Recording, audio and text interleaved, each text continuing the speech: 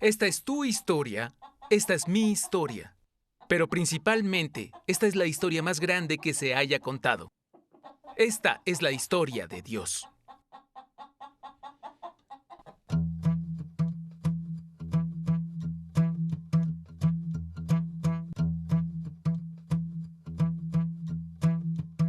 En el primer año del reinado de Ciro, rey de Persia, y así se cumpliera la palabra del Señor por medio del profeta Jeremías. El Señor dispuso el corazón del rey Ciro, rey de Persia, para que éste promulgara un decreto. Para que éste promulgara un decreto en todo su reino, y así se cumpliera la palabra del Señor por medio del profeta Jeremías, tanto oralmente como por escrito. El rey decretó lo siguiente: por lo tanto, cualquiera que pertenezca a Judá, vaya a Jerusalén a construir el templo del Señor, Dios de Israel, el Dios que habita en Jerusalén, y que Dios lo acompañe. También ordeno que los habitantes de cada lugar donde haya judíos sobrevivientes los ayuden dándoles plata y oro, bienes y ganado, y ofrendas voluntarias para el templo de Dios en Jerusalén. Entonces los jefes de familia de Judá y Benjamín, junto con los sacerdotes y levitas, es decir, con todos aquellos en cuyo corazón Dios puso el deseo de construir el templo, se dispusieron a ir a Jerusalén. Todos sus vecinos los ayudaron con plata y oro, bienes y ganado, objetos valiosos y todo tipo de ofrendas voluntarias. Más aún, el rey Ciro hizo sacar todos los utensilios que en algún momento Nabucodonosor se había llevado del templo del Señor en Jerusalén y había depositado en el templo de su Dios.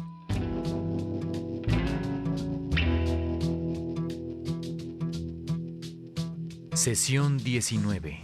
El retorno a casa.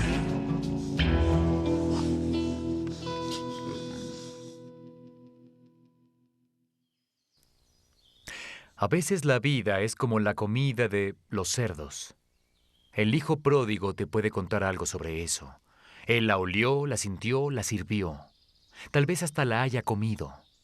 En una de las historias más conocidas de Jesús, él describió la experiencia única de un hijo obstinado en un chiquero. El muchacho, nacido privilegiado, demandó su herencia antes de la muerte de su padre.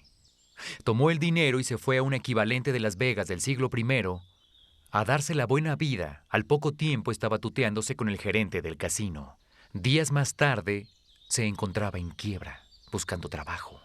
Encontró uno, alimentando cerdos. El salario debe haber apestado tanto como los mismos cerdos, ya que al muchacho pronto se le estaba haciendo agua a la boca al observar el comedero. Consideró la posibilidad de ocupar un lugar junto a los cerdos y empezar a comer.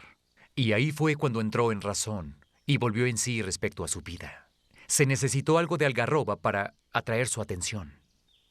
El hijo pródigo y los cerdos, los judíos y los cimientos del templo abandonados. ¿Qué tienen estas historias en común? Ambas se enfocan en la respuesta a esta pregunta. ¿Qué pasa cuando algo grande para Dios es algo pequeño para nosotros? Dicho de otra manera, ¿qué hace Dios cuando nos descarriamos? He aquí la historia. Los hijos de Israel han pasado los últimos 70 inviernos exiliados en Babilonia. Arrasaron con su ciudad y su querido templo fue derribado. Salvo por el valor de Daniel y sus 3 amigos, la era hubiera sido vergonzosa.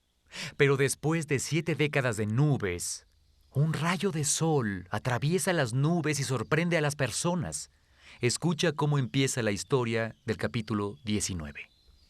En el primer año del reinado de Ciro, rey de Persia, el Señor dispuso el corazón del rey para que éste promulgara un decreto en todo su reino, y así se cumpliera la palabra del Señor por medio del profeta Jeremías, tanto oralmente como por escrito. El rey decretó lo siguiente: Esto es lo que ordena Ciro, rey de Persia. El Señor, Dios del cielo, que me ha dado todos los reinos de la tierra, me ha encargado que le construya un templo en la ciudad de Jerusalén, que está en Judá. Por tanto, cualquiera que pertenezca a Judá, vaya a Jerusalén a construir el templo del Señor, Dios de Israel, el Dios que habita en Jerusalén, y que Dios lo acompañe. También ordeno que los habitantes de cada lugar donde haya judíos sobrevivientes los ayuden dándoles plata y oro, bienes y ganado, y ofrendas voluntarias para el templo de Dios en Jerusalén. Esdras 1:1-4. Dios mueve los hilos desde la historia primaria y hace que el corazón del rey Ciro esté a favor de los judíos, y que los judíos regresen a Jerusalén. Persuadió al rey a fin de que les diera permiso a los exiliados y los recursos para reconstruir el templo. ¿Por qué? ¿Por qué Dios propiciaría algo así? Él sabe que no necesita una casa. Dios no habita en templos hechos por humanos. Él no necesita un lugar para vivir, pero sí desea usar una imagen. Y el templo del antiguo Israel sirvió como imagen y prueba del gran deseo de Dios habitar en medio de su pueblo querido. Piénsalo. ¿Dónde se localizaba el templo? En medio del pueblo. Estaba plantado justo en el centro de la ciudad más poblada de los judíos. ¿Dónde quiere habitar Dios? Exacto, no en una montaña distante ni en una isla aislada. Dios se muda al vecindario y se establece. El templo hablaba mucho sobre la pasión de Dios por estar ahí, próximo. El templo también ilustraba nuestro problema con el pecado. ¿Cualquiera podía entrar al lugar santísimo? No. Solo el sumo sacerdote y únicamente después de un sacrificio de sangre. El acceso al lugar santísimo se daba solo después de que se había derramado sangre por los pecados de las personas. Cada vez que el sacerdote sacrificaba al cordero, los judíos recordaban esta verdad. El templo era una ayuda para la enseñanza divina, un recordatorio diario de la pasión de Dios por mantenerse próximo, de nuestro problema con el pecado y de la solución de Dios, el acceso a través del derramamiento de sangre. Y ahora, después de 7 décadas sin una herramienta de enseñanza, era hora de reconstruirlo. Al principio, lo importante para Dios era lo importante para ellos. Los desertores y los extraños intentaron primero infiltrarse y luego desanimar a los constructores del templo, pero los judíos mantuvieron su decisión. Se concentraron en lo más importante para Dios. Hicieron que la prioridad de Dios fuera la suya. Pero después de unos años, comenzaron a cansarse. Tal vez juntar piedras era demasiado agotador, o las críticas eran demasiado fastidiosas. Tal vez comenzaron a pensar en sus propios proyectos, sus granjas, sus casas y negocios. Uno por uno, poco a poco, persona a persona, se alejaron de lo importante que era Dios y dejaron de trabajar en el templo. En la historia secundaria, la prioridad de Dios se volvió algo pequeño. Se concentraron en sus propios hogares y en sus negocios. Seguramente razonaron: volveremos a ocuparnos de la casa de Dios la próxima semana, el próximo mes, después de la cosecha, cuando llegue el año siguiente, y antes de que se dieran cuenta, ya habían pasado 16 largos años. 16 años, suficiente tiempo para que creciera la hierba y cubriera los cimientos, suficiente tiempo para que las naciones vecinas concluyeran que el Dios de Israel no era digno de devoción. Suficiente tiempo para que una generación de niños judíos viera el templo abandonado como el proyecto de una construcción olvidada. Mientras la casa de Dios languidecía, las casas de los judíos florecían.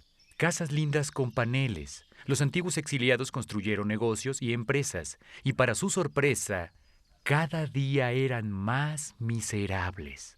Vamos a resaltar las palabras de Ageo. ¿Acaso es el momento apropiado para que ustedes residan en casas techadas mientras que esta casa está en ruinas?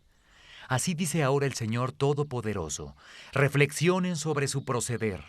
Ustedes siembran mucho, pero cosechan poco. Comen, pero no quedan satisfechos. Beben, pero no llegan a saciarse. Se visten, pero no logran abrigarse. Y al jornalero se le va su salario como por saco roto. Así dice el Señor Todopoderoso. Reflexionen sobre su proceder. Vayan ustedes a los montes, traigan madera y construyan mi casa. Yo veré su reconstrucción con gusto y manifestaré mi gloria. Ageo 1:4-8.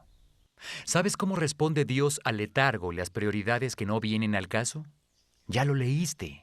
¿Te preguntas qué hace Dios cuando hacemos que lo importante para Él sea algo sin importancia para nosotros y los pequeños asuntos se vuelvan importantes? Ahora lo sabes.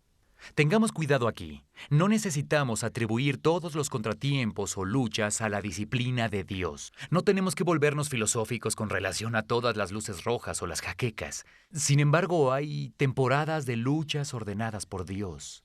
Tiempos de un vacío total. Esos días existen con un propósito, volver nuestros corazones de nuevo hacia Dios. Cuando nada sacia nuestra sed más profunda, cuando ningún logro sacia nuestra hambre incesante, cuando las sequías convierten nuestros campos en desiertos y nuestra jubilación son solo monedas, ¿qué podemos hacer? La respuesta es clara. Reflexiona sobre tu proceder. Evalúa tus prioridades. Establece tus estrategias. Lo más importante para Dios, ¿lo es para mí? Para muchos de ustedes, la respuesta es un rotundo sí. Otros tendrán que dar una respuesta diferente e incluso otros estarán leyendo la historia del templo olvidado y pensando, esta es mi historia. También tú fuiste liberado de Babilonia, como los judíos te liberaron, no de la cautividad en el extranjero, sino de los químicos, de una ambición egoísta, de días vacíos y noches solitarias, de la búsqueda superficial de las cosas materiales. Pusiste a Babilonia en tu espejo retrovisor y volviste a casa. Le entregaste tu corazón a Dios y dedicaste tu vida al trabajo de Dios, pero luego llegaron los niños, la promoción, la transferencia, las horas largas, los viajes de negocios. Y con cada día que pasó pensabas menos en el trabajo de Dios y más en tu trabajo. El diezmo se convirtió en una propina, las oraciones en citas rápidas. No te olvidaste de Dios, pero tampoco te acordaste de Él. Puede ser que tú te puedas relacionar con las personas de los días de Ageo. La vida no está funcionando como esperabas. Ahora Dios te llamó para tener un encuentro cara a cara. Es hora de reconsiderar tus caminos. Es hora de lavarse el fango del chiquero y hacer las cosas. Vayan ustedes a los montes, traigan madera y reconstruyan mi casa. Sorpresivamente los judíos lo hicieron. El Señor despertó al liderazgo y el pueblo se puso a trabajar en la casa de Dios. Y la terminaron. Y Dios estuvo viviendo de nuevo y habitando entre las personas. C.S. Lewis dijo, pon primero las primeras cosas y las segundas cosas caerán en su lugar.